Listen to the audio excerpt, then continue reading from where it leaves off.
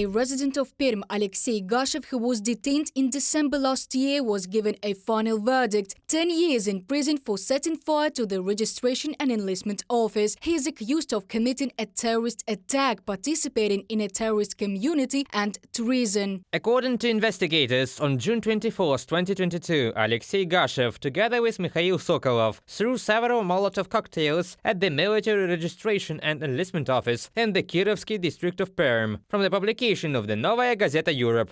Gashev will spend the first 3 years in prison and the rest of his term in a strict regime colony. An air traffic controller from the Magadan region was sentenced to 2 years and 10 months in a colony settlement because of his refusal to participate in the war against Ukraine due to religious beliefs. Playwright Svetlana Petriychuk and director Yevgenia Berkovich continue to be held under arrest for staging the play Finist, the Brave Falcon, which tells how women from Russia live for Syria. The Hamovniki Court of Moscow extended their arrest on charges of justifying terrorism.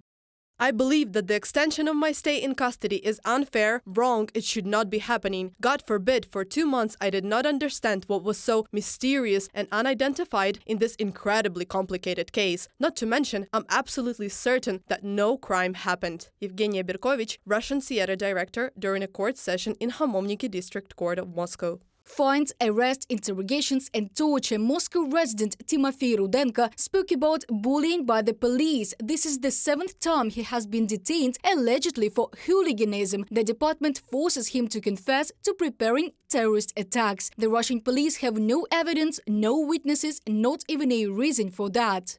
They came to me with a search and took me to the Novokosina police station, where they drew swastikas on my body, beat me on the head with an empty canister and tortured. They handcuffed me, tied my legs and then a towel over my face so that I would barely breathe. They poured water on my head, all over the body so that everything would be wet, and they poked me with a taser in different places, starting from the head and all over the body, also between the legs, everywhere. Timofey Rudenko, former military, in an interview with Mediazona.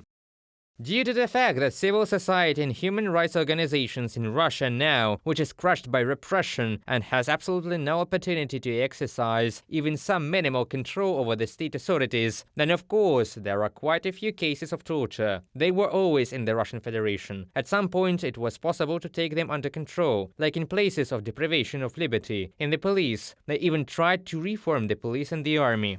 Earlier it became known that in the Irkutsk region, cases of mass rape of prisoners of the Angarsk colony number 15 reached the court. Reported by Diana Kolesnik, Yulia Granovska, UATV News.